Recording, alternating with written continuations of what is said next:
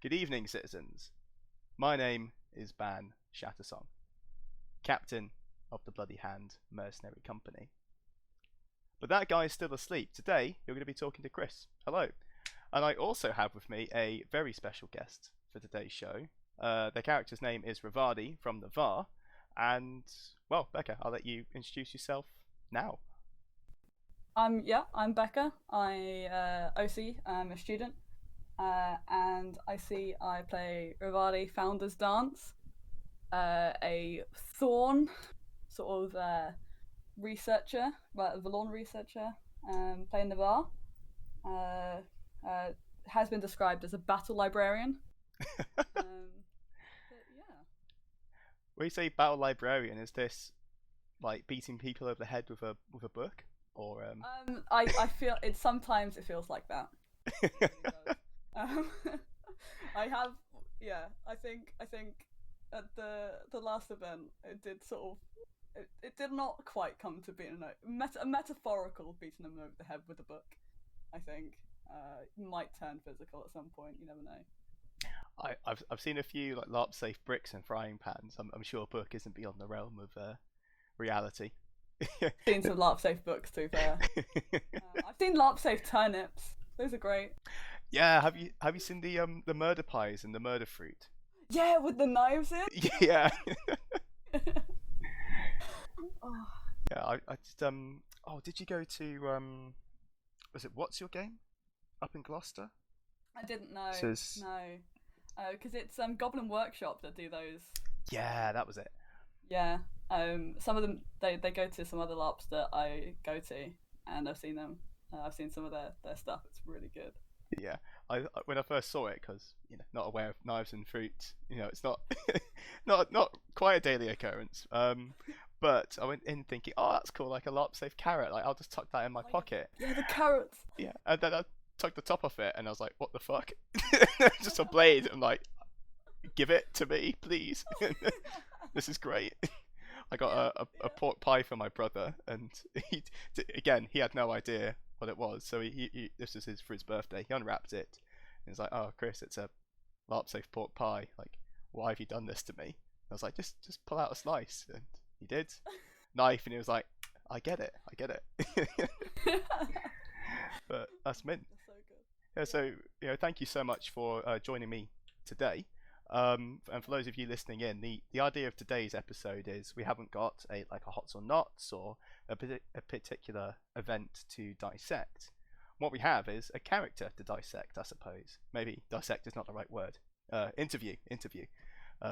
Skipping over the carrots and the blades. And just to briefly go over some of the questions I'm going to ask you, so you've got some a small amount of prep time. Basically, so Ban / myself. Ravadi and I have only interacted briefly at a few player events and at E1 this year, but I have heard a lot about you on the grapevine, on the Facebook vine, even just your name being mentioned around the field as well. So I thought, hello, we have an up and coming person of import. Let's grab them before they get too busy and too famous. And we're gonna. It's weird. Oh, sorry. Go ahead. Go for it. No, I was saying it just seems weird to when you hear your character being described like that. It's very, very wild. I don't know if I would describe him like that. No, but it's a bit weird. Yeah, it's do you feel like, I guess to paraphrase it, your character is famous? Does it feel that way for you? No, it doesn't. No, it's not. See, I don't know where this idea came from about my character being famous. Because I certainly didn't hear about any of it at the event, and it is a bit wild to sort of, I don't know. I don't consider them too famous. They certainly don't consider them too famous. I think the only thing that I think one of their actions at the last event got around fairly quickly in the gossip chains. The thing that we shall not mention. I don't think. Not. We should. I think I think it's something a lot of people have heard about. Not necessarily about who, but also, there's a lot of stuff being said about it that Ravadi just isn't that fussed about correcting, and is just like, let's move on now, please. Let's just move on. Has it hit the, I guess, the critical mass of any gossip in Anvil where the story has become blown out of proportion, wildly totally. inaccurate? Oh, it became blown out of proportion, basic and wildly inaccurate, basically instantly. I think the evening it happened, like an hour after, I had people come up to Ravadi and being like, "What are you doing, toilet jobber?" Like, oh, Excuse me, correct. citizen. Sorry, what are you saying? What? And I was like, "Oh, really? Is that the story it's got around?" Oh, it's fine. So you find out that Ravadi is being accused and also hailed as the hero of the hub after 54,000 whites were slain single-handedly, and at the same time 4 innocent Imperial citizens were crushed by falling portaloos, and also your fault, or something like that. It's all my fault. Yeah. Yeah. It's very silly. But that's how it's a lot. The story I found myself saying a lot is that it's a lot easier to tell that sort of story than to tell the truth, you know, like, or to tell Ravadi's truth of the matter, right? Mm. It's a lot easier to tell the story of some Navari in the dark doing a toilet jobbing than it is to tell of the actual story. So of course that story is going to spread a lot faster than a different one. Oh yeah, the legend will spread. Oh, the legend, yes. Can't believe, but right into the stereotype of my first event though. Oh, is this the what was the quote on the Discord? The crayon-faced murder monkeys. Oh yeah. Yeah. It's a phrase we try and not live up to, but it's a phrase that likes to get passed around. Yeah, it's I guess, you know, almost any nation could be a crayon-faced murder monkey under certain circumstances, but we're not the only nation that paints our face. Yeah, I mean, not the only nation who kills people. Well, not kills, but gets in trouble. I mean, the Marchers seem to get in their fair share of dastardly plans around the Anvil field. Yeah, true. They definitely do. Yeah, I'd love to continue that list, but at least from what I've seen in play, it is always the Marchers. Every time someone has been extorted, intimidated, robbed, or otherwise, I'm like, was it Whitecap? Maybe. Was it from the Marchers? Almost certainly. And you realize, like, this is incredibly ironic coming from 2 people, from us 2 out of everyone. I don't know what you're talking about. Irony? Gosh, no idea.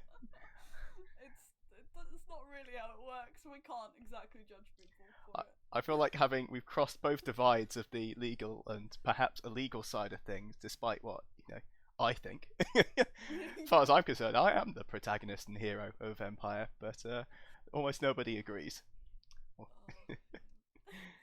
We'll try and change that, but maybe to leave behind the Navari tropes for maybe later on in the episode.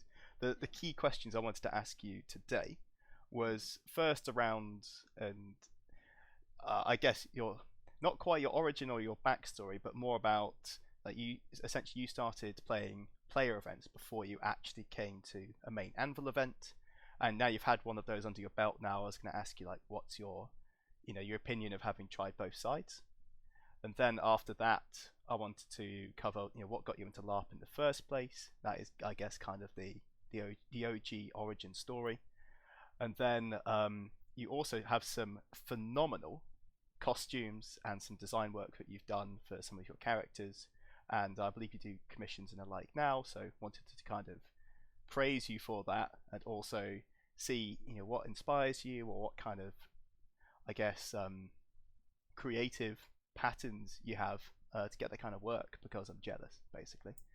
And then and then inevitably we'll go across some of the events where we've walked into each other, like QGIT, Walk the Longest Path, and also, you know, maybe a few hots and knots from E1 as well. So maybe from that entirely random list, it's nothing particular for today, but all about you. It's a bit of a weird one. Some people that know me, I fucking, like, hate being the center of attention. fucking yeah. So it always makes me a bit weird. Sorry. That's fine. But in terms of like Ravadi, I think it's quite easy for someone to see Ravadi as just the E1 sort of person. But like Jesus Christ, like my first player event, the difference is like night and day. As I think with every person's like first LARP character or first LARP experience, I basically went to my first player event. It was at the iLARP site with Feast Your Eyes, and it was the way house at the crossroads to everywhere. One of their sort of just social hangouts, basically just 2 evenings events. And I went to that, and I was plain old Dornish Ravadi. I think first time in an Anvil, first time in an Empire setting. But also first time playing the character. And I think came into it with a very, like, I knew I wanted to move the character over to Navarre. I didn't know anything about the other nations. I knew about Dawn and Navarre.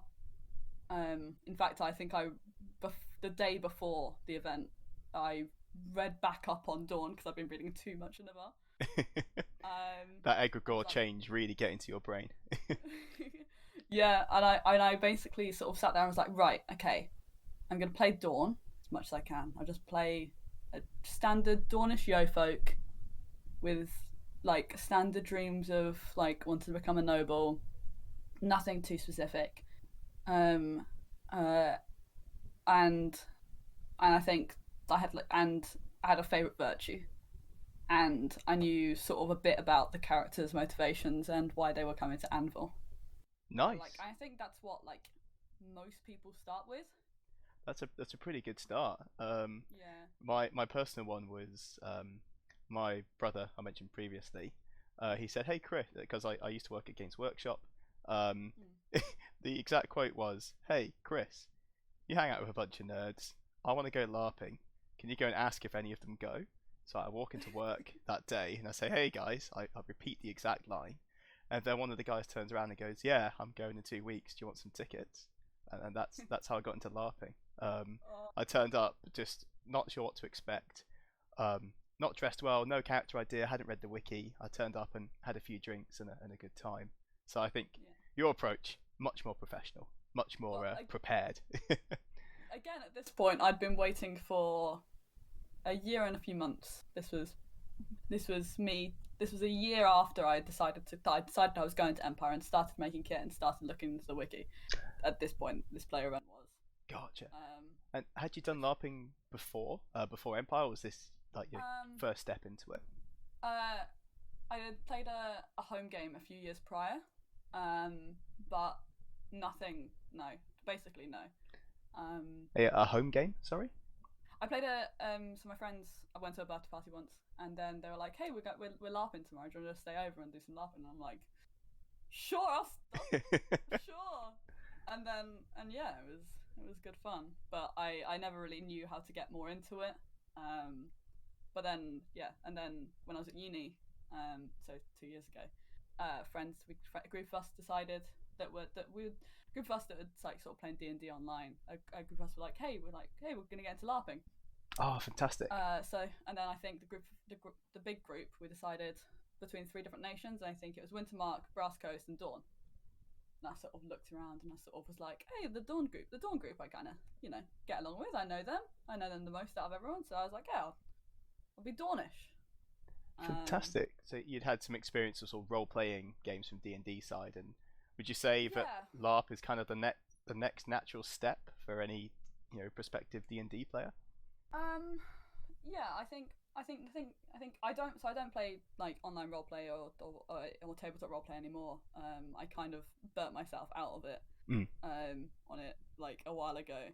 I think actually LARP kind of murdered my tabletop role playing yeah. And I was like, man, I want to, I want to dress up and swing swords and be the person. I don't want to sit at a table anymore.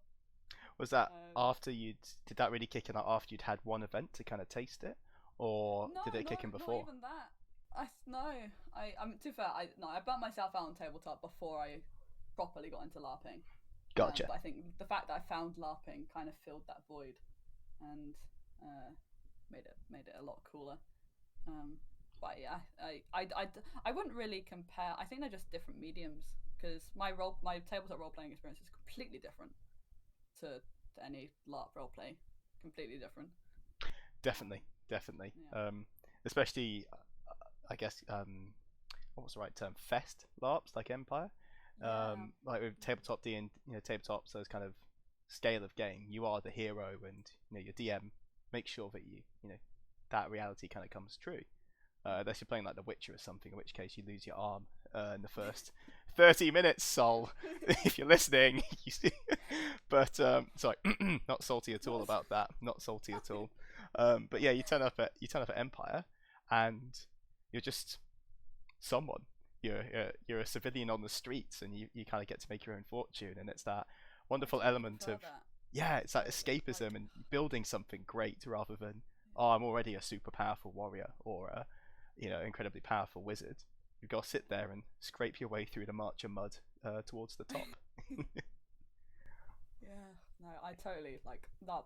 Just it's and especially Empire. Empire is just because the scale of it is just massive. You and like now, like seeing after E1 like the influences gonna have on the game moving forwards.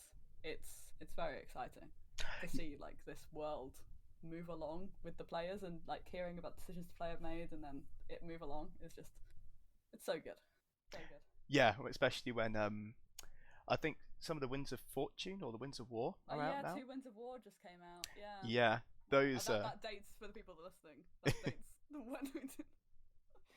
the like just seeing these kind of like you just said the big macro scale changes on the map.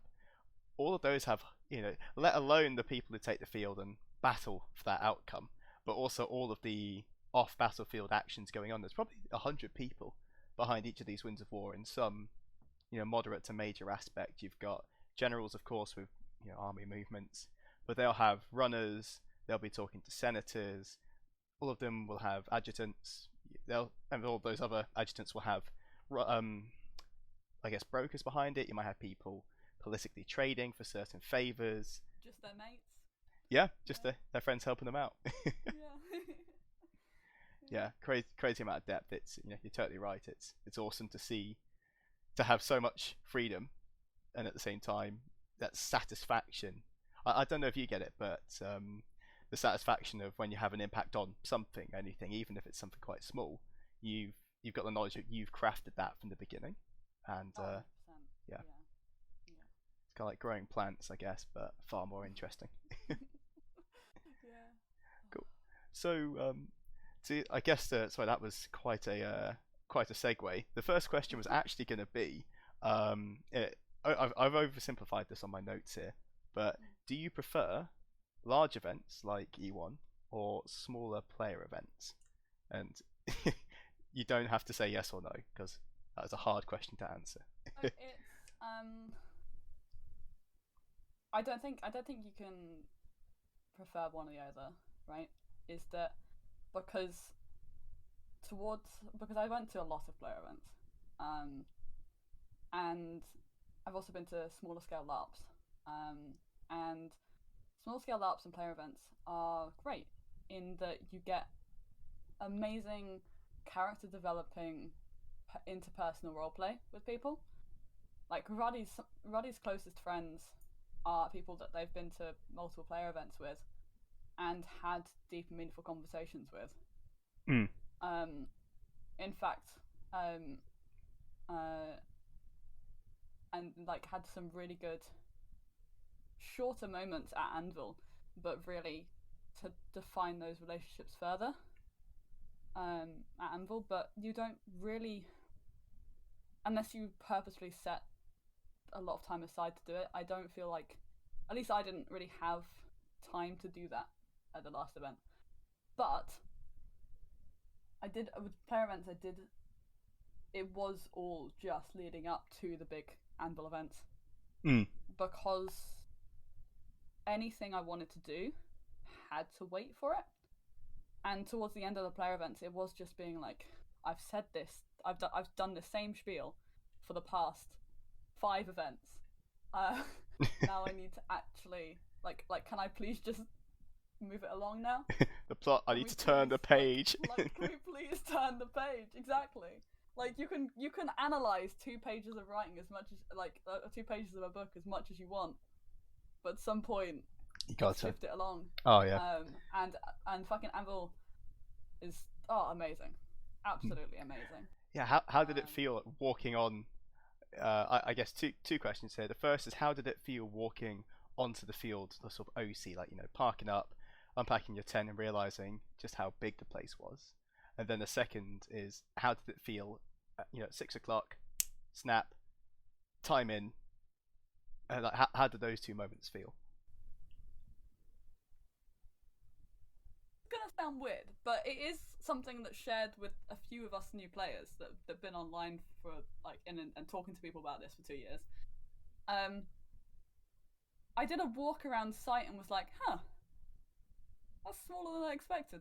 I'm not lying. Nice. This is a number of us new players had the same sort of, because it was always bigged up to us constantly, like, oh, it takes half an hour to walk around site. And for some people it might, but I absolutely I like being on site with all the tents set up and like sort of being like, oh, that's the Marcher, that's Varushka, that's the League, like walking into Navarre Woods, seeing songs and stories, and then like, you know, like walk into the hub, like through the Sentinel Gate, just amazing experience. In terms of time in, when time in hit, it was a fairly natural transition for me. Okay. I had basically, it was a sort of wait, pausing. As soon as time in, it's like, I go, don't stop moving. For me, mainly, because I kind of had, like, I knew what I wanted to get into. This is something that helped me with the player events, is that I knew I'd been able to test the parts of the game I liked, test and like put like toes in the water of different other parts, and then basically I knew exactly what I wanted to do when I hit the field. Gotcha. So when I hit the field, I actually went and bought some information. It had the information that I had predicted, and was like, great, paid for the information, made a copy. So for context, it was the Sarengrave information. The Sarengrave. Oh, sorry, keep going, but I'll ask you about that in a second. Yeah. So the Sarengrave information, and then as soon as I got it, went straight back up to the Navarre camp.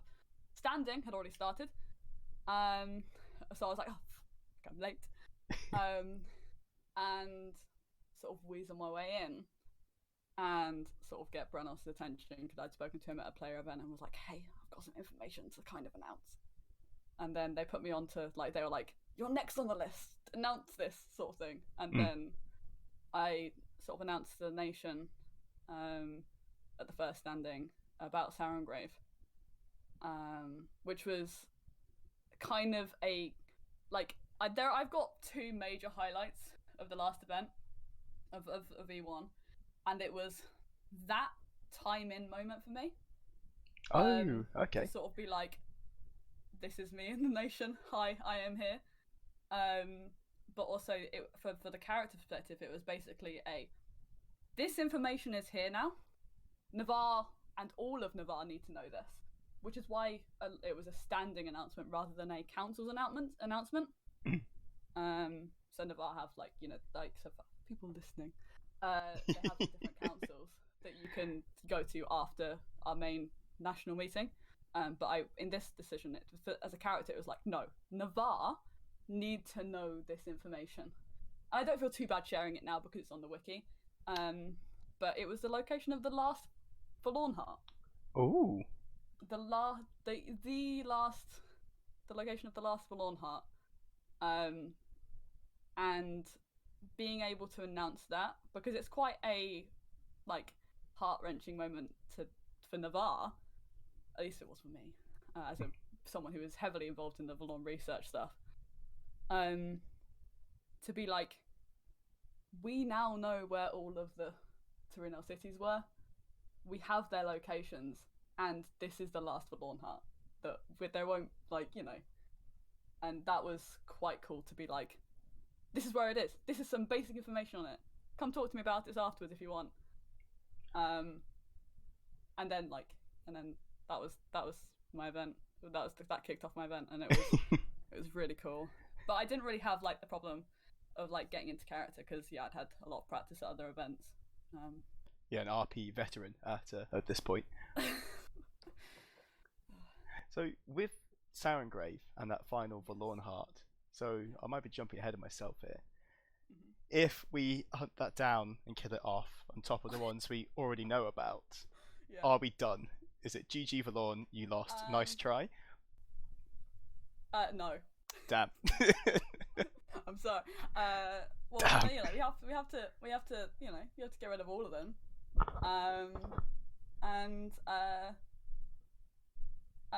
The locations of all of them are all on the wiki now. Yeah, because there's one. If you know where to look. There's a deep one in Axos, isn't there? The Axu have one, and the Thule have one. Oh, I did not know that actually. Yeah. Ah. So we've got 4. I sort of had to do the mental math. I was like, oh please, Becca, this is up. We've got 4. Yeah, it just because we've got 5 territories, but only one of them is okay. So we've got the most land out of all of the Imperial nations, but the least control. Yeah. So there's 4 Vallorn hearts in the Empire has in its general vicinity. There's the one in Sarengrave, there's the one in Axos, and there's the one in Thule territory. There were 8 original. I feel like I should shut up. No, that's right. I mean, it's on the wiki, right? I mean, half the. I think the locations now are all on the wiki if you know where to look. Mm. In terms of other information, you have to come and talk to me and play. Ooh, tantalizing. Or talk to my research partner. You know.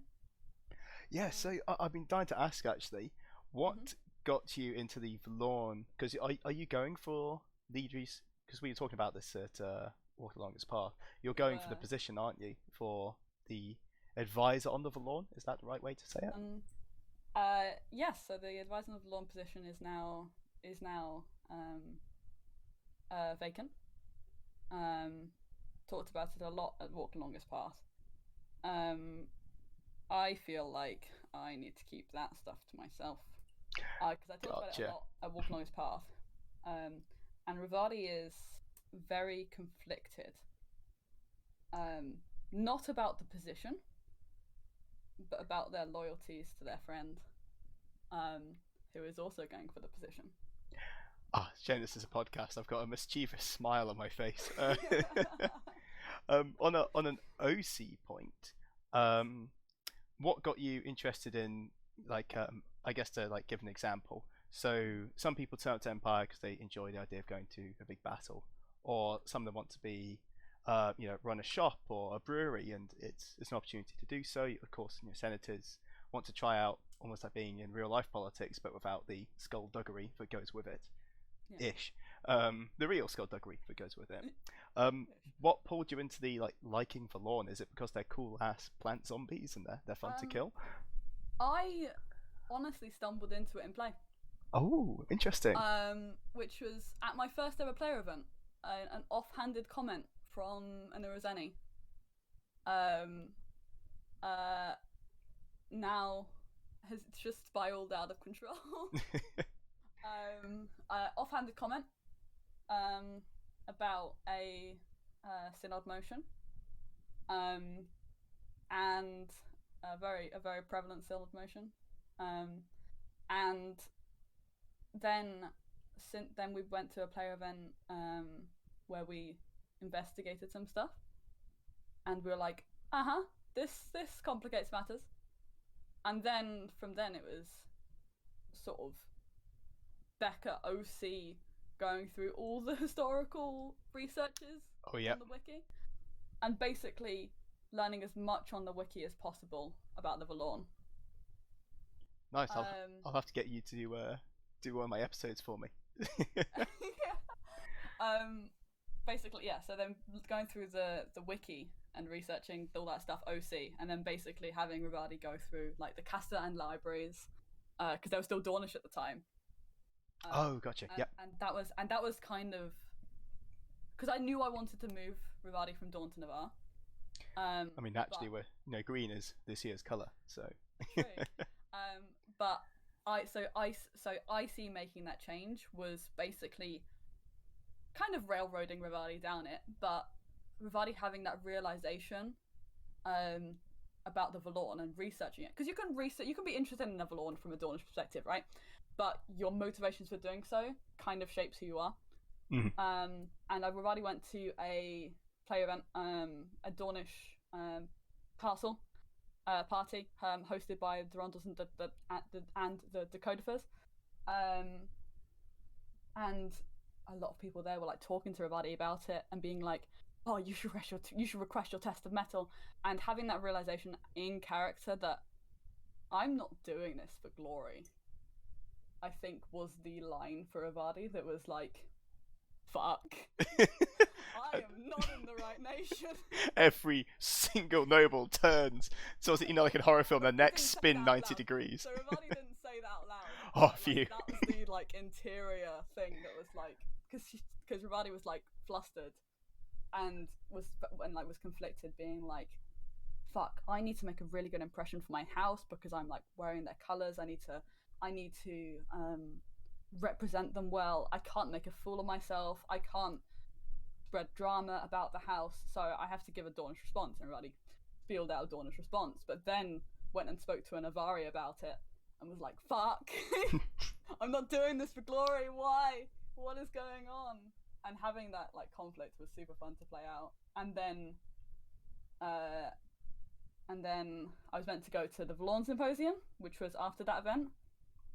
That was another player event. And that was meant to be like the final nail in the coffin, where we already got the book, the Vallorn book. It was in February. I didn't go to that event because I got COVID. Oh no. I got the book, and I wrote in the book, it has a slot for your name, and I wrote Vallorn Watcher of House Castellan, and that's like the last time I see that the name got used. Oh. Because after that, after reading the book, and because there's a lot in that book, about Navarre's history. And that I talked to you about Walk Noah's Path, because that stuff I think is very much Find Out and Play. Yep. Oh yeah. I mean, you saw my eyes. I was like, what? What? Yeah. That stuff basically was like, I need to be Navari. And then sort of then did a couple of events sort of like playing out the Egregore change. At this point, I was kind of getting like, "Fuck, please, can we just have an anvil event so I can actually research this stuff?" It was just quite a where did this tangent start? I think I was asking just asking about the. I have no idea.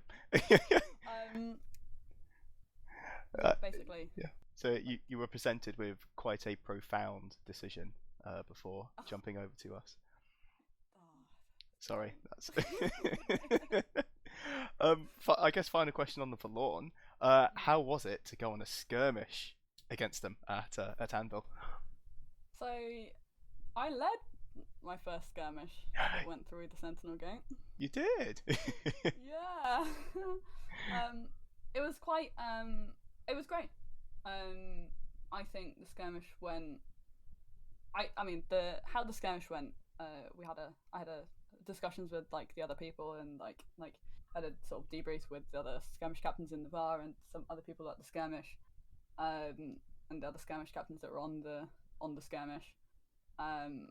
very happy with how the skirmish went, because especially in comparison to some of the skirmishes that went on at the last summit.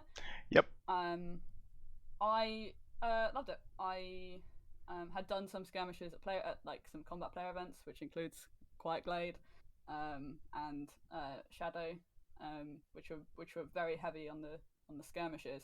So I was used to like the combat rules and fighting and stuff, and I'd led a few skirmishes prior, and so I was fairly confident with that part. I think going into it was excited. I was very confident in the premise of the skirmish, so it was against a load of Urzeni cultists.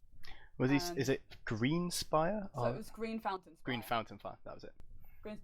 There are a number of Yonagrar cultists encouraging the Vallorn into doing shit. And also casting weird rituals and stuff. So I had a lovely time on that skirmish with my bow, one-shotting mages. Archer's the natural predator of Urizen, I guess. But it helped with that because I have fairly strong contacts in Urizen with some sentinels in Urizen. So getting the skirmish sorted from the Urzeni perspective. The skirmish itself, I didn't actually get to do too much fighting of Vallorn because I was mainly trying to coordinate people. But yeah, great time. We had dryads, ettercaps. They're spooky, aren't they? And husks. Oh, I love the ettercaps. I've fought some dryads, and the dryads are spooky. Mm. And then lovely husks as well. Yeah, it's always it's the white hood and the vines with the little, I guess it's almost like a Draugr mask just on their eyes and the top of their nose. But it's so effective, as a group of them come at you, it's terrifying, especially at night. Yeah, oh man.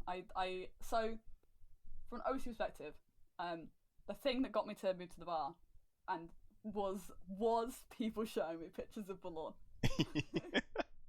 And it was genuinely, when I was debating leaving Dawn from an OC perspective, it was the pictures of the Vallorn, and I was like, fuck, that shit's scary. Is there one on the wiki that there's one thing I noticed we didn't have this event was some of the miasma. We didn't have any miasma. Yeah, which is a little bit of a shame because it adds a lot of depth to it, but I guess it makes sense for the geographical areas we were in. Yeah. But there's a really good picture on the wiki of this. I think it's one of the dryads, kind of just poking its head around a tree, and there's some gas in the background. It's all. Yeah. We had because the first time we came across those dryad suits was maybe about a year before COVID, and oh really? Was it that soon? They're relatively recent, yeah. Oh, that's mad. Yeah, and the ettercaps are even more recent than that. So we had originally it was I'd say just husks in air quotations. There is an Ent costume. I don't know how old that is, but like a proper Lord of the Rings tree person, and just it's quite tall and skinny, and it looks really creepy. And there was one skirmish we went on years ago, and it just strode out of the mist, and we were like our blood ran cold. There's about 15 of us. This was with Blackskull actually, and we're like, nah, we're fucked. And it swings its arms at kind of waist height, and it's got impale and strike down as a standard attack. So it hit me, and I folded like a taco and just dropped. And it just started just stomping its way through our company, and we fled. We all fled. Yeah, we fled off the skirmish. It's hardcore. Have you seen drumstick beetle? No, I don't think so. Drumstick beetle is not giving it the respect it deserves, but it's a beetle that has like a large pair of maces, and it's about like 8 foot tall or so. It's basically like a mega cap, and again, miasma, smoke. It's incredible how close these fuckers can get without noticing them. You're sat there with your spear, and you're like, oh wow, the stick is not pointy enough for that thing, as it comes in and starts bonking people, and they just drop. But yeah, the dryads are pretty good. The first time that was my point. The first time I fought against them, whoever was crewing them did a fantastic job because they did kind of throaty banshee scream or wail, Wow. just from hiding in the woods. And this was like a dusk skirmish, and we were all getting really creeped out. It was a scary stuff. Yeah, I wanna. Yeah, I definitely. I needed. I was a bit sad that I was too busy running around at the last event to get on any more skirmishes. Because I wanted to throw myself on some of those night skirmishes. Mm. But I mean, Friday night I was busy in the hub, and Saturday night I was busy on trial.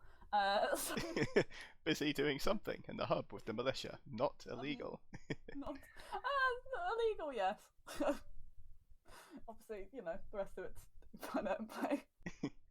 I happened to be near the Portaloos, and I was holding a knife, Oh, but nothing else happened. And what was I going to ask? It was for all the skirmishes. That was it.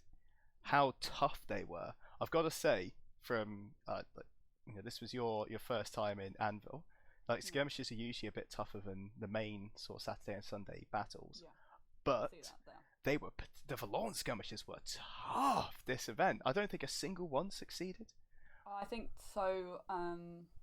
One of them was a complete success. Mine was a partial success. Oh, nice! I had no idea. Fantastic. The other two I heard were a bit not kind of like very overwhelmed very quickly. From what I've heard about the other two. And yeah, coming back from because mine was the last of the Vallorn skirmishes, and so I was just hearing about everything that was going on with those, and I was like, damn, I need to be on my game.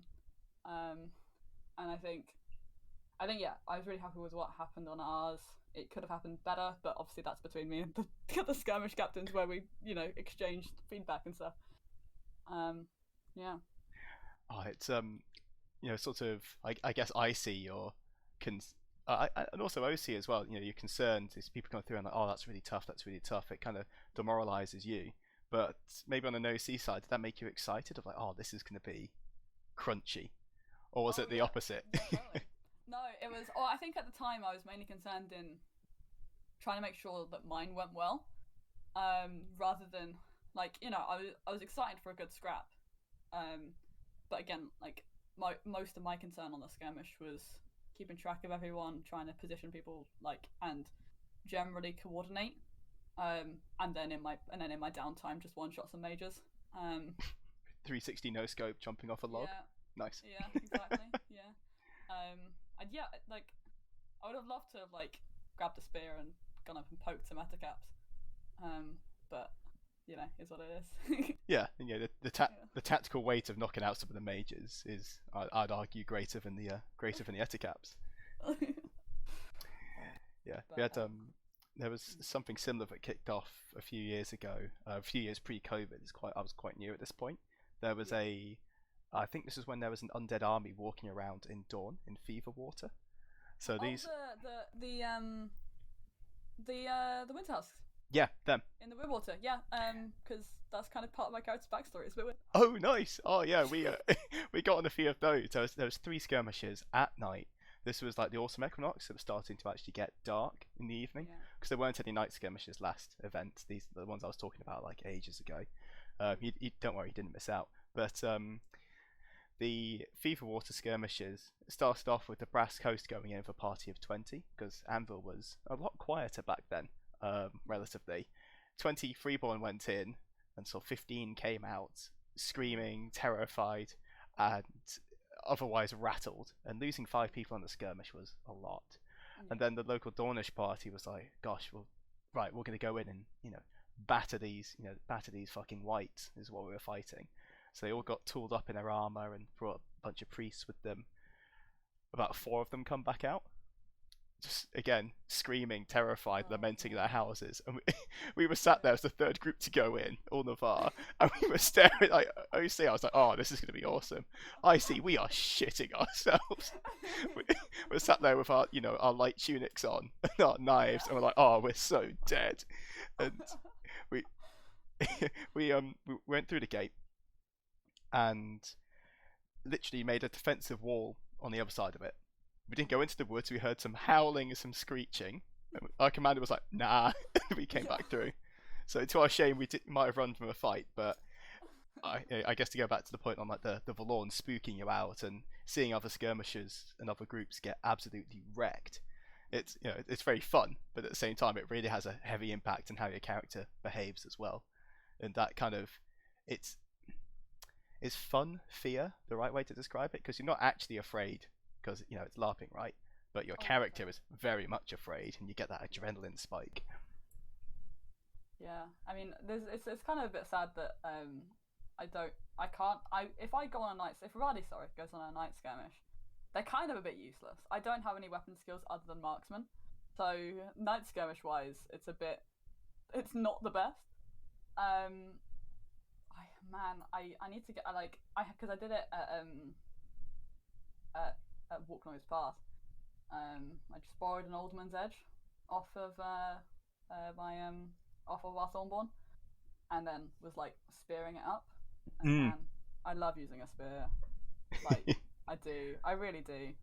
And I sort of like learned to fight it a bit like a few months ago, and then was like, man, why don't I use a spear? And I'm like, oh yeah, because I invested so much into archery. Uh, I mean, it is no, I'm going to incriminate myself if I say that, but I know exactly what you mean with marksmanship being a particularly useful skill. it's useful, yeah, except when it's nighttime. Yeah, like, it's just I understand it for like a oh sorry, so for listeners, OC, PD don't allow you to use bows and crossbows on night skirmishes because there's Safety. it's It's yeah yeah, safety, it's totally right. Yeah, yeah, but but yeah, and same when it rains as well. I think they cut it. yeah, because the arrows get soaked, Yeah, become very like heavy. Um, Makes sense. yeah, being But hit with no, a wet like sponge.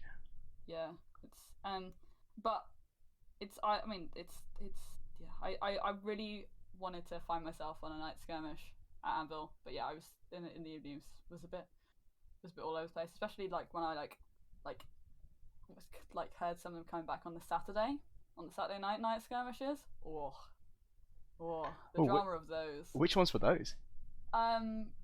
Druge, exorcism, a lot of the stuff. So wraiths. Oh yes, yep. Did you hear about the people coming through the gate and then attacking everyone? I literally heard it secondhand in a Marcher pub. But tell Oh me more. yeah, Tell me yeah. more. Well, so a lot of my OC. Actually, for context, a lot of Varadi's icy friends as well were on that skirmish, Nice. and then so it was the drama of well, so Ravadi didn't see it, but heard about it later. The drama of seeing them come through the gate and seeing Ravadi's old Earl, so Earl Baldwin, and seeing Iago, the person who gave Ravadi their first Liao dream, and saw the threat of the Vallorn, Hmm. and just basically like having because they basically came through the gate and thought everyone else was the enemies, and so they were coming through and like Ah. attacking as if they were enemies. And I think Iago particularly actually got out the gate and then all the way out to Wintermark before he got stopped. And I think he was kind of getting close on the timer of the curse, where he almost would have become a wraith himself and then started turning other people. Oh my. That Like sounds. That sounds. So there was I guess like a trail of corpses in their wake as they. kind of Oh. but they like because it was happening at the same time as the Day of the Dead, the Highborn Day of the Dead. Oh no. Oh yes, of course. The Oh, we again. I missed it. The that's the torch procession, isn't it? Yeah, And I feel yeah. that's awesome. So they basically waltzed into a sensitive cultural event and started swinging. Oh, you bet there. They came out the gate and then started swinging because they were all like possessed, cursed, sort of stuff. I've got a strong like Danny DeVito, so I started blasting, kind of just just badly superimposed on the anvil gate, walking out, but with like a pair of crossbows and.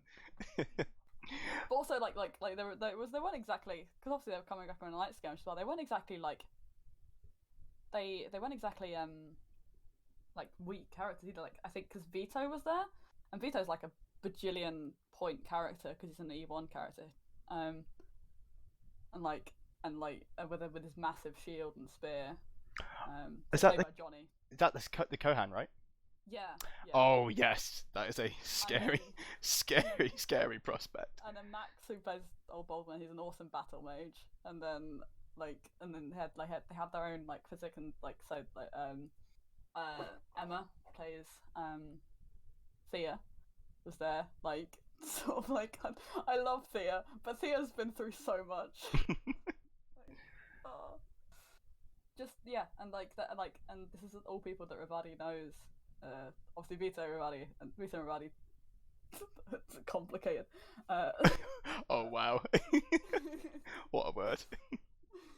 That's something I will approach you. I see. Like, so I've heard of rumors. yeah, but just I want to go on like I went on night skirmishes at player events, like obviously at Quiet Glade, you know. Mhm. Oh god, night skirmishes are just so cool. Oh, And yeah. then So cool, so dangerous. so cool, so dangerous. It's so easy to lose people. Yep. It's like, but man, so good, so good. Yeah. Um, Beyond the Vallorn centric questions, and I guess you mentioned earlier there was two like highlights of the event. The first was timing in, and like Yeah. boom, I'm here. Let's rock and roll. What was the second point? Oh, it was the clemency plea that Huel gave Was this during for Ravadi. the thing that shall not be named, involving? So it was the so Huel did a fucking incredible clemency plea. Um, and I'm honestly highlight like already the highlight of my event was his speech in Ravadi's trial, and Ravadi and Adathan's trial. Um, and oh man, it was just so good. I I I can't really go into it for too much for too much icy detail, but basically, so Huel used to be the Cardinal of the Way. Well, so my trial got rescheduled so many times, um, because I had a clemency plea priest lined up the evening it happened, and then the clemency priest for OC reasons was not around at the Fair time of enough. the trial, and so we had to find another one quickly. Huel was around, and we got Huel, and then um, yeah. So I tried to have my trial at midday on Saturday. It ended up happening at 8, I think 7:30 on the Saturday. Oof, damn. It got rescheduled. Sorry, it got rescheduled to 6:30, which is an hour after my skirmish going out. So basically, I was like, right, I'll set up a skirmish and then come back after the skirmish to go to my trial, and then ended up waiting at the hub for 2 hours while the trial happened. Oh wow, gosh. Yeah. Did they say to you like, oh, come back later, or was it? Well, no, because I was there at 6:30, and my clemency priest we sort of waited for like half an hour. Yeah, it was OC reasons why I couldn't be there, Oh, but gotcha. which is totally fine. But yeah, I was waiting outside the hub for 2 hours. But to be fair, 1 hour of that was sanctuary and getting Huel up to speed. Because Huel wasn't sure if he was gonna offer us clemency pleas, so we basically had to tell him our side and then convince him. Was it one of those pieces of RP where it is like a hero speech from Lord of the Rings or something? It's inspiring, and you stare at wonder at that person's character. You're like, wow, that's really good. No, yeah, totally. It was like I was listening to it and I was like, fuck, that's so good. That speech. And it was like I had this like awe, and I was like, man, that is a like fucking great feels, because it was like because the whole time obviously Ravadi was like trying to convince people that they were doing it for the right reasons. Ravadi has lost friends over the whole matter and is very upset about the whole thing. But basically, and the Navarre in them is basically actions have consequences, and these are the consequences is if my former friends don't like me now because of my actions, that's the consequences, and I have to accept that, and I do accept that. The whole time with the whole thing, it was basically is that I know is from Ravadi's perspective. Is Ravadi's like, I know this is the virtuous thing. I can't believe what I believe and not act, and I know that there is no alternative way. I basically had all the boxes ticked for a clemency plea, and basically was ready. I was like, I can't not act, and I will accept the consequences of what happens. And in this case, a number of friends, dear friends from player events that Ravadi has, now are like, screw you, absolutely, just never talk to me again. Gosh, because I won't spill any of the beans, but from what I understand of this event, I think Ravadi was in the right, but maybe my character being on your side is a red flag rather than a green one. I think whether Ravadi's in the right is definitely an IC thing to hit. Depending on whose story you heard, kind of depends on because they're gonna but depending on whose story you heard, will shape your IC opinion on what happened. After we finish recording, I'll tell you. Yeah. Yeah, okay. I'll see how close I am.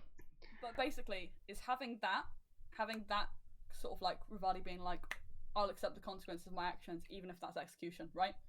Mm-hmm. Ravadi knows that what they, in their mind, from their interpretations of the virtue they follow, that it was virtuous, and if the consequences of that, they'll accept it. Which I think, which actually goes down a exemplar that Navarre as a nation hold in very high esteem, and it's the exemplar that Huel chose to talk about and name when giving the clemency plea. And having that moment, because Huel was like, I'd never mention this exemplar when people do this. This is the first time I've ever used that exemplar in a clemency plea, but you convinced me that I should. Is it a certain exemplar that might also be cropping up for another reason? It might, yes. It might certainly be another exemplar, yeah. Ravadi's got 2 exemplars they hold in high esteem and they try to follow an example of. And that's one of them. And the other one is fairly obvious, given the virtue they follow, but yeah. Scratching my chin here, like, damn, I need to pay more attention. Awesome. And you know that trial's all over now. That's you're scot-free. You're Well, free. yeah, had our fine. Fantastic. Look, all I'm saying is the difference in our fines is the Anvil legal system is there's no polite word for it. Genuinely, I'm pretty sure the only reason that our fine was so high is because it was fairly fresh after you did your thing. And our fine was another group of Navari doing stuff, right? So I feel like that's the reason our fine was kind of a bit, you know. It's like, hey, I've seen your lot in here already today. Don't you be coming back in. What have you done now? What have you done now? Right, no more slaps on the wrist. But I think what your charge was assault would have been. So because our charge was attempted murder, which I think is probably why the differential was what it was. Yeah. Because if you weren't actually trying to murder them, that's another thing is the militia. I feel like I'm talking about this too much.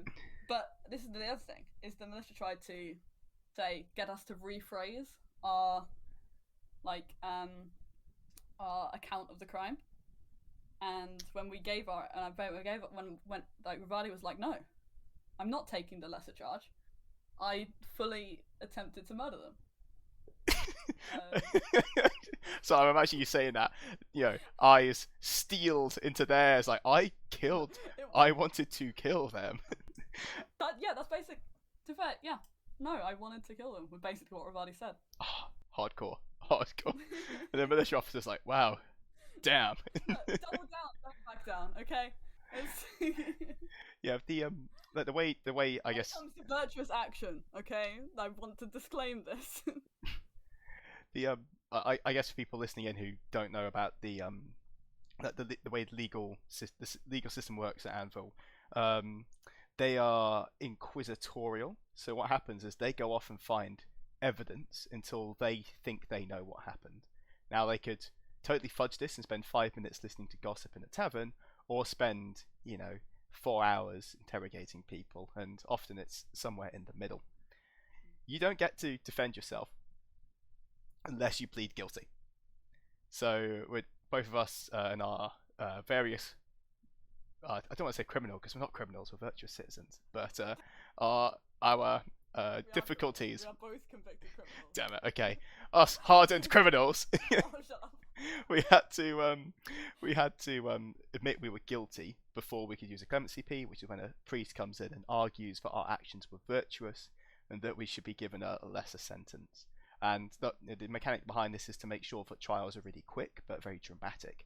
So, you walk into a trial, the first 10, maybe even 5 minutes is a listing of crimes and dubious evidence to say that you did it, totally putting your character in the shit. And then your clemency priest comes in and saves the day with an impassioned and rousing speech. And it's very exciting to be part of. But that's when we're talking about our pleas and being found guilty. What they'll do is ask you just to plead guilty, and then you can rely on your clemency priest. But it sounds like it kind of didn't go down the way they wanted it to in this scenario. Because they try and tell you to admit a lesser charge, and then they give you a way to wiggle off. Yeah. Usually.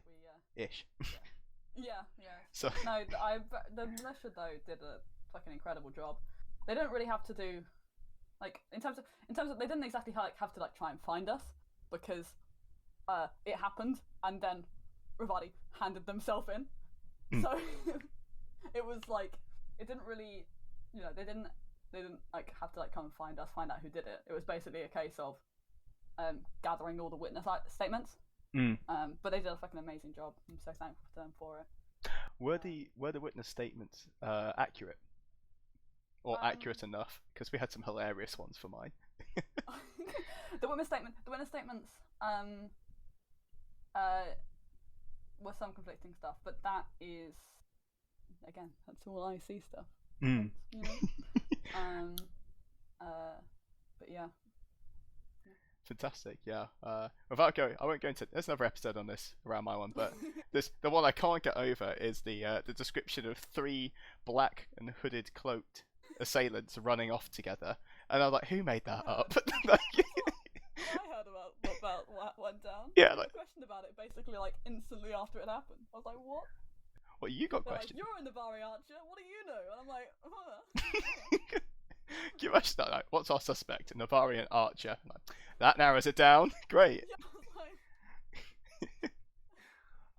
I was like... I guess my not final question, but final handful were actually going to be around your costume and design. Those of you listening in, you might have heard me say already that Ravadi's got some fucking awesome kit. And you've actually decided to start taking a few commissions. You've got plenty on your plate at the moment, which is super awesome. They all look fantastic. I was going to ask you, how did you get into, sewing, leather work, that kind of design, and that kind of creative process? So, I before I got into LARP, I had no experience sewing. I basically decided that I basically, like everyone, I was like, hey, I've watched some YouTube videos on this. I can do this, right? Right? And decided to save some money by making myself some LARP kit. Because I've been looking around and I was like, oh, the stuff that I want to wear for my... This is when I was going to be in Dawn. And I was like, oh, the stuff I want to wear is... I'm looking at online and I'm like, oh, that's like... It's like hundreds of pounds for 40. That's like 60 quid for a plain white dress. Oof. Oh, I can make that for that materials for 20 quid. Yeah, let's go. And then and I did so. First project I made when I was testing out the sewing machine, because I borrowed a sewing machine. Oh, nice. Off of a family friend, and which actually they then later gifted to me, and is now my sewing machine. Oh, fantastic. I've been using that for 2 years now. So that sewing machine, I made a tabard. Was our first thing, and then made a cloak, like a lined circle cloak, and then I made my Dornish coat, which actually was fully hand sewn, because the material would not go through the sewing machine. Oh God. Oh. Oh. Ouch. Okay. Oh, Oh, yikes. hilariously, I sewed some scissors into it, like into the between the lining and the coat fabric. That was quite funny. And Now then I just to cut the decided, thread. Wait. I got the scissors out. I just, I was like, I finished the project. I was like, where are my scissors? And I picked up the coat. So the coat was a bit heavy, and I was like, wait a second. What? Yeah. And then the coat. Then I made some dresses. So I made an underdress out of some cotton. And I decided I was stupid enough to then work with some velvet. Oh. Which even worse, it was stretch velvet. Oh, that was the worst of them. Basically, I was like, velvet, cheap, yay! It's not crushed velvet. So I was like, it was just stretch, not crushed velvet, because crushed velvet looks a bit in my mind. So I was like, right, I'll get some not crushed velvet, and like trying to sew it, trying to sew that velvet was I was like, what have I done? It made an alright looking dress. Like the dress, shiny velvet, it looks lovely. But it was the worst idea imaginable. And then some things happened, but I then started designing some Navarre kit. I think I'm trying to think. Oh, and then I sort of started taking some commissions. So I made a cloak for someone, just another half circle cloak, because cloaks are quite simple. Oh, nice. When you say half circle, is like it won't go around the front of them? No. So it goes basically on the shoulders. It doesn't go fully round them. But it depends on how you cut it, how big the neckline is that you cut, really. But in this case, it's sort of it goes over their shoulders, and then we'll pin across the front, across their chest. Gotcha. With that one, there's classics or Celtic It's a very classic cloak. Gotcha. It's a very simple pattern as well, so very easy for people to do. Recommend it as a starting project. And then started making my Navarre stuff. I decided to make better decisions with, using all natural fabrics, linen, cotton, wool, mostly linen and wool. Okay. Great fabrics to work with. I made the questionable decision to start my Navarre coat, which I decided to hand embroider all of it. Completed that coat a year after I started it, because I'm doing this alongside uni work as well. Mm-hmm. Because that coat took 100 hours of hand embroidery. Oh my goodness me! Oof. Oh. Did you 96 was the time? Was that? Gosh. Did you I guess your fingers kind of have little 6-packs on them after that. I've only done a bit of sewing for pouches and seams for leather work, but doing that for a couple of hours, your hands cramping by the end. So 100. Yeah, I'm very happy with how the coats turned out. But I've made all of my Navarre stuff, and then now I've done a couple pieces of commission work. Something I finished just before E1 was a lovely silk coat. That project was quite a long one because I found it was quite a complex project for me to take on, and I probably took it on a bit too sooner than I should have. But I got it finished and learned a lot of learning experiences from it, and now it looks really good. That took a lot of the designing. A lot of that was the designing, the painting work to go on that coat. Oh, for the Wintermark runes. So I can send you a picture of the silk coat if you want. Okay, I'll audio describe it to everyone else.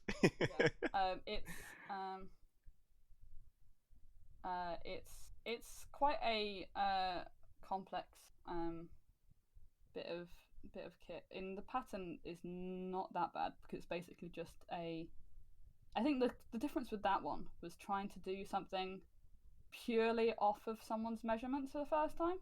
Because a circle cloak you can kind of get away with it, but a coat is purely off of someone's measurements. Oh, so is this across the shoulders and how? No, this is a coat. This is a full coat. Oh my goodness! So that's fantastic. So it's suede. Wow. It's a suede coat, and then fully lined with fur, because the person who asked it off me is a madman, and I did try and convince him out of it. But it's basically, it's got, so down the arms it's got a sort of like kind of tapestry. I took inspirations from sort of Inuit artwork, which is one of the inspirations for Suak Brief, for like it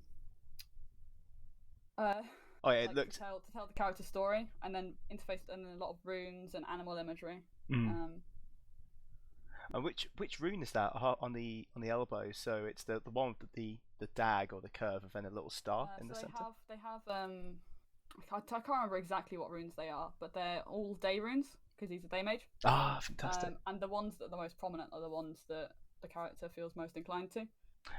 Brilliant. Yeah. Oh, it's a wonderful coat. Like you said, it just screams Suak. The second it popped up, yeah, no doubt, that's awesome. Yeah, I think that's one of the projects I'm most proud of, because I took it on fairly early, and so it was quite difficult as an early project commission, an early commission I did. The antlers on the back as well. Oh wow. But now the rabbit. It's mint. Oh, it's brilliant. I love it. Yeah. Oh, God, I bet he was happy. yeah, he was. But now I'm sort of taking on more commissions. I've done a bit of work for project I finished last week was a lovely Rushkin tunic, which I'm super happy with. Used some amazing fabric for that. So my boyfriend plays in Vrushka, and so he's been helping a lot with the Vrushkin brief. That's where I recognise him. Yeah, because I recognised him a little bit at What the Longest Path. Because he was crewing, wasn't he? He was crewing. Yeah, I was like, I've seen you somewhere. Yeah, he had a very silly time crewing. Walk Along As Fast was a great event. Oh yeah, like it. I've still got part 2 of that, I guess, dissection to do with my striding. But yeah, that was really top quality event. Again, can't see the smile on my face, but that was awesome. Yeah, it was a great event. But now, in terms of designing kit, I think I've just basically been trying to teach myself. I 100% only did it when I started to save money on LARP kit, and I still do now. Is that I like look at LARP kit and I'm like, I can make that. And now it's sort of getting more into where can I push the boundaries of my skills. So I've got some plans to work on some quite nice Navari layers for myself, because it's coming into summer and I need some layers that are nice, because I won't be able to wear my coat and my cloak, because those are like the key.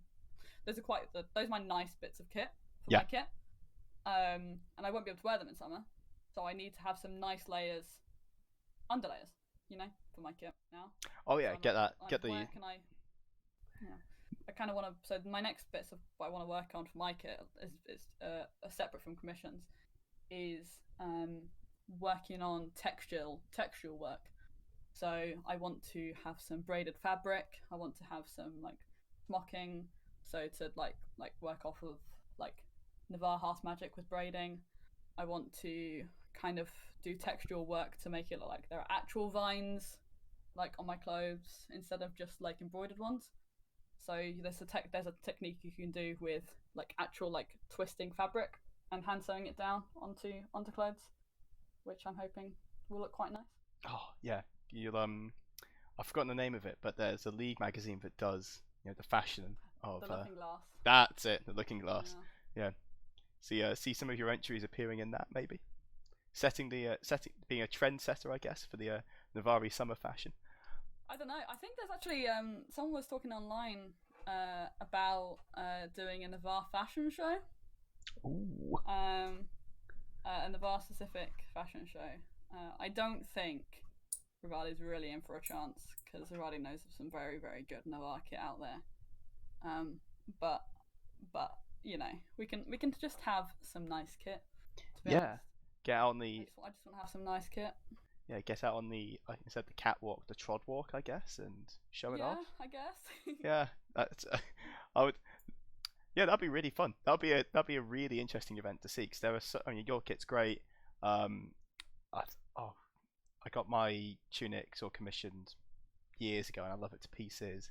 Yeah, And it's great. oh, thanks. There's loads of people with some really cool kit, and especially if there's a chance to like show it off, you get to see it all in one place. That'd be awesome. I mean, my bane is that I don't have an embroidery machine. At one point, if I get enough money, I want to send some money at Rosemary and get Rosemary to chuck some of my stuff under an embroidery machine. And cause... Yeah, she did my tunic. Yeah, it's the yeah. it's the I haven't got the skill set to describe it, but would you? Is there anything else you would need beyond that point? You reckon, or at that point would you be like at pinnacle sewing? Well, I'll have an embroidery machine. Yeah. Oh. No, there's a load of like sewing is a like and sewing and making your own kit is kind of a whole wheelhouse. It goes very far into the rabbit hole. Because there's you can go down into like weaving and stuff. Is this with the with looms? Yeah, so you can like weave your own fabric in certain patterns. You can weave. You can just do tablet weaving, so make your own trim with patterns in it.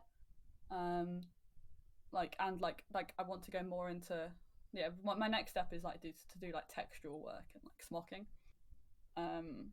I think my challenge next is someone wants to commission me to make them a doublet, and for those people to know sewing, that is quite the challenge.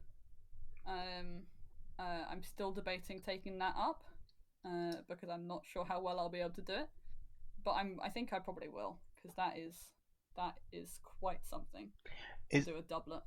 Is that the same as an arming doublet? Not necessarily. I'm more a leaguish. I'm thinking about a leaguish, very fancy doublet. Puff sleeves, slashes, a lot of velvet, bright colours. Oh no, not necessarily bright colours, depending on which city you're from. I've looked too much into this now. But like, I think the doublet bit, I think the puff sleeves and the making it very fitted, kind of, that is something that to make something, to fit something to someone when they only give you a few numbers is quite intimidating. So we'll see how it goes, really. Nice. So I've just as we've been going through, I've been googling some of these terms, and no way in hell I can make that. Like that is a bit more than a tebed. Yeah, it's a bit more. Yeah. Fantastic. My final question for you, a little bit generic, so I do apologise in advance. But since despite the impact you've had on the game so far and the player events you've been to, I would class you as a new player to Anvil. Having done an event now, do you have any key pieces of advice you would give to new players who were thinking of trying it out? I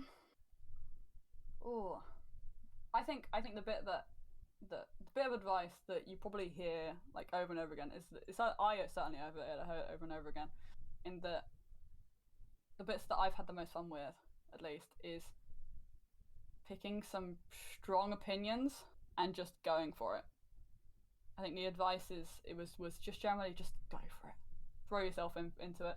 I've had a fucking whale of a time throwing myself into everything. You're not going to be able to keep up with everything, so picking something that you love and just going hard is great fun. It's absolutely great fun. Like I said, I started out with just a few concepts of, like, I knew I wanted to be interested in Vallorn, and I picked like vigilance as a virtue to be interested in, and both of them have led me down some like wild adventures. It's been amazing. Fantastic. That's a really good one. The one I hear most often is stay hydrated. Oh yeah, totally. Yeah, that as soon as the temperature peaks 20 that's degrees. The responsible one to say. Oh, it's just endless. But it is worth repeating. But yeah, hail hydration is a call I've heard many times. That's awesome. Go for it, but I think the one thing I was upset about that I didn't do at Anvil is that I had to keep going back to my tent to like fill up my water bottle that I was carrying around with me. But I had my tankard on with me, you know, and I had coins in my pocket. Why the fuck wasn't I going to like a bar or like an ICT house? That's what I wanted to do, you know. I was like, why the hell wasn't I just going and buying drinks off people? You buffoon. Oh, so having like like a tankard strap and your own Oh mug to yeah. go around. Oh, it's so cool. This I wish I were out like just walking into a pub with your own tankard and asking the bartender to just to fill it up. Yeah. It's awesome. It's your Oh, it's tankard. great. Yeah. It's so convenient. So Yeah. convenient. Oh, brilliant. Yeah. And Definitely tankard. Need a tankard. yeah, the and I guess you've done a fantastic job of this as well. When I've chatted to some new people, I think a lot of people get very tempted by the armor and the weaponry, but the way Mm. to have a good time is to stay warm and dry, and for that, focus on like you've got with your underlayers and the like. If you've got a couple of different tunics like you've sewn together or you've bought or you've got from a charity shop, that kind of thing, um, staying having a few things to change into and just being comfortable is the big win. And Yeah. then when you throw yourself into something, you get into a nice and spicy debate with someone in the hub, or you're being hounded through the streets of Anvil by the militia for said opinion. Uh, yeah, doing it nice and quick. Yeah. Awesome. Well, Ravadi, thank you so much. I don't have a very good IC voice, but thank you so much for taking the time. It's been absolutely fascinating to find out. I guess not everything about you, but some of the OG origin story, the some vague allusions to what you're going to be getting up to next time, and I've certainly got a few questions to follow up with at E2, only a couple of weeks Yeah. away now, right? Yeah. It's only 3 weeks. Is it 3? No. No, it's 2 weeks. 2 weeks tomorrow. Yes. No. I hate it. I love it and I hate it. I love it. I hate it. Oh. If I didn't have Walk Along His Path, I would have been very upset. Mm. Walk Along His Path was just great for just hang out. Oh yeah, that's so good. Yeah. All right, well, dear listeners, thank Thank you you. so much for sticking with us through this wild and adventurous tale. If again you would like to be regaled, I don't know, listen to the podcast or something. I ran out of rhymes. See you all next time.